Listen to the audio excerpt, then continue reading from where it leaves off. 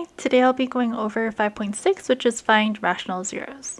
So the rational zero theorem states that if f of x equals a sub n times x to the n power plus all the way to a sub 1 times x plus h sub 0 has integer coefficients, then every rational zero has the following form. P over q, which is the factors of the constant a, sub 0 over the factors of the leading coefficient a sub n. So for the first section, we're going to list the possible rational zeros of the function using the rational zero theorem. Okay, so that means we're trying to find p over q, and p is the factors of this last number of the constant. So the numbers that will multiply to negative 18 would be plus or minus 1 and plus or minus 18.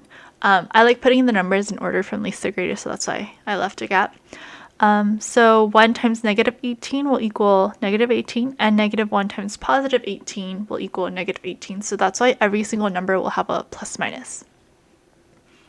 Okay, and then there's also plus minus 2 and plus minus 9. And the last two are plus minus 3 and plus minus 6. So that was for the 18. And then for the denominator, these would be the factors of the leading coefficient, which in this case is 2. So that'll be plus minus 1 and plus minus 2.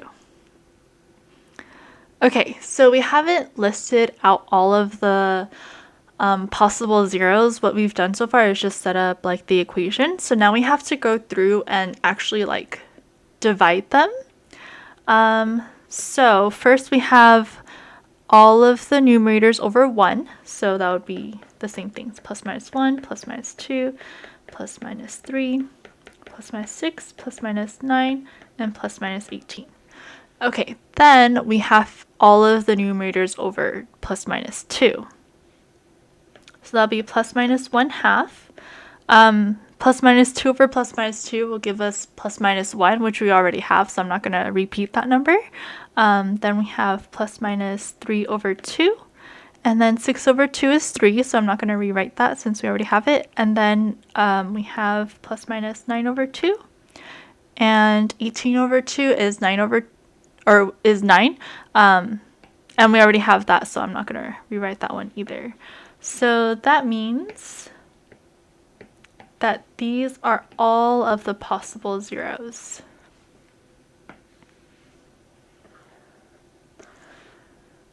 Okay, here is another example. So again, we're going to find p over q. So the possible factors of 12, so remember we're starting at the constant first. That would be 1 and 12. And we also have 2 and 6. And we also have 3 and 4. Okay, then we have the factors of 6. So plus minus 1 and plus minus 6. We also have 2 and 3. Okay, so now we have to go through and write the fractions.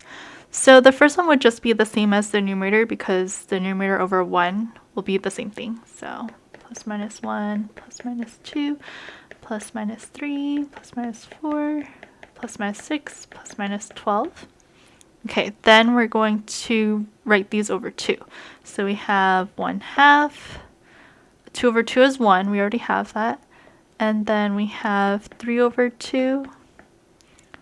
And 4 over 2 we already have, 6 over 2 is 3 we already have, 12 over 2 is 6 and we already have that. Now we're going to move on to 3 as the denominator. So we have 1 over 3, 2 over 3, 3 over 3 is 1, 4 over 3, 6 over 3 is 2, and 12 over 3 is 4. And those we also already have. Okay, the last one is the denominator of 6. So we have 1 over 6 2 over 6 is 1/3, which we already have. 3 over 6 is 1/2. We already have that. 4 over 6 is 2/3. We already have that. 6 over 6 is 1. We already have that. And 12 over 6 is 2. And we already have that as well. So that's it. So that means all of these here are possible zeros. Okay, in this next section, we want to use the graph to shorten the list of possible rational zeros of the function. Then we want to find all real zeros of the function. So here's the function with the graph. Let's first list out all of the possible. So for 16, we have 1 and 16. We have 2 and 8. And we have 4. Okay, and then the leading coefficient is 3. So that means we have 1 and 3. Okay, so again, I'm going to make out my list. So we have 1, 2, 4, 8, 16. We also have, 16. We also have 1/3, 2/3, 4/3, 8/3, and 16/3. Okay, so looking at the graph, we have a 0 here. We know it's positive and it's between 0 and 1. We also have this one, and we know that's 2, and this one that we know is 4.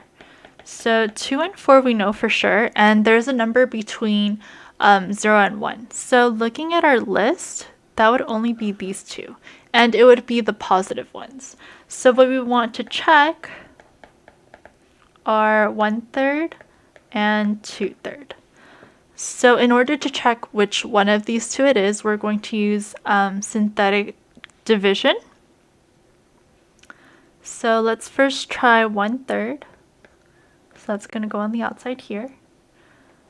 And then inside would be -3, 20, -36, and 16.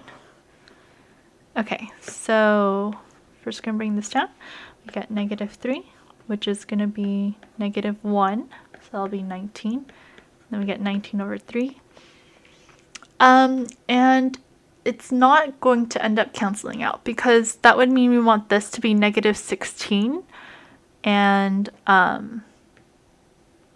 okay, here, let me just actually work through it. So when we add these two fractions together, hold on.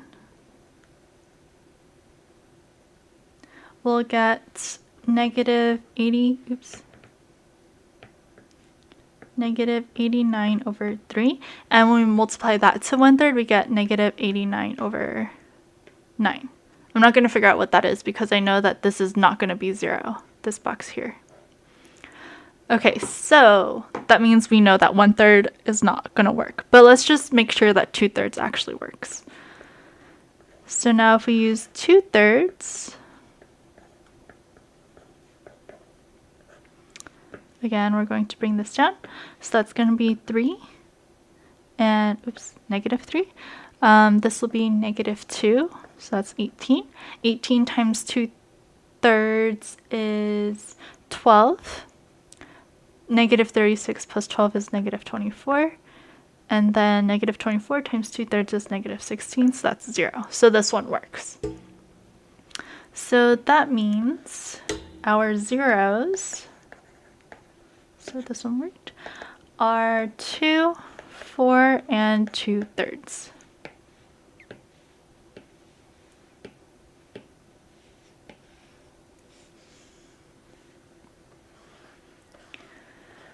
Okay, last part for this section, we want to find all real zeros of the function.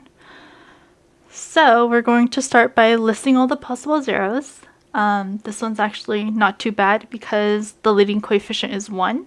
So it's going to be 1, 2, 4, 7, 8, 14, 28, and 56.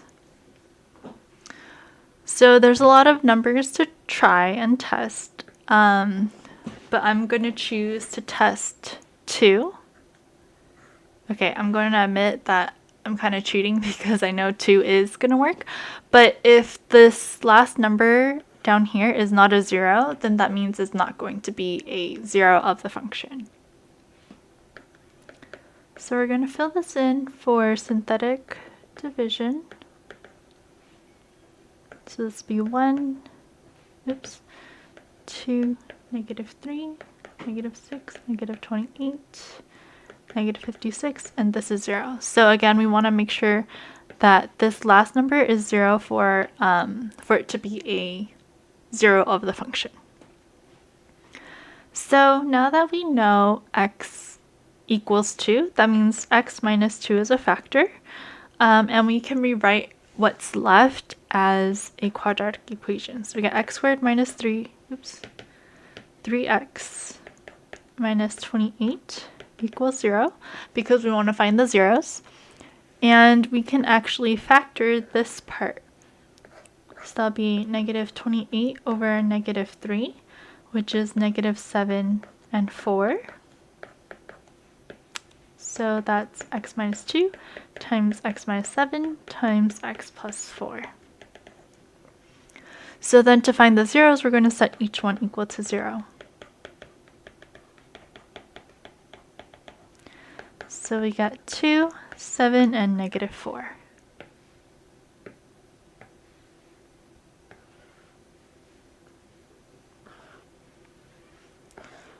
Okay, last one, we have a really long equation, but the possible zeros list is not too bad. So the factors of 3 are 1 and 3, and the factors of 2 are 1 and 2. So that means our possible zeros are 1, 3, 1/2, and 3 over 2. Okay, so let's start by testing 1. So this will be 2, 5, -3, -2, -5, and 3.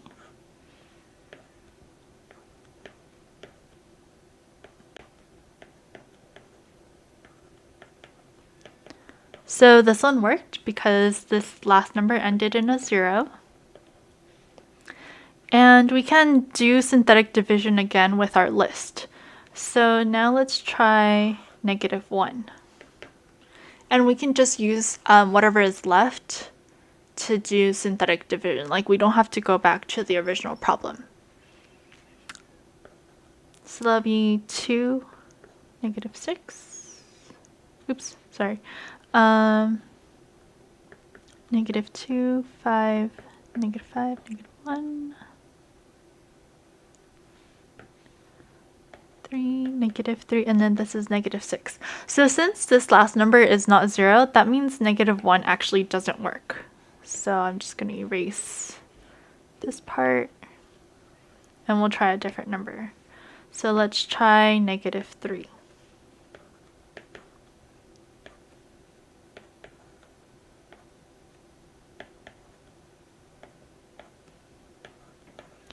Okay, so this last number is a 0, so that means -3 is a 0, or a root of the function.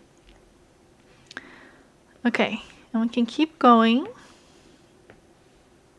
So I'm going to do this another time. And this time I'm going to do 1/2.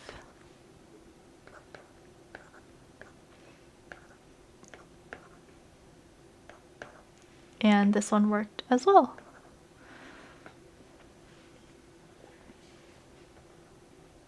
Okay, and if we try any of the other numbers, they won't work. So these 3 on the left here, these are going to be the real zeros of the function. So that means x equals 1, -3, and 1/2.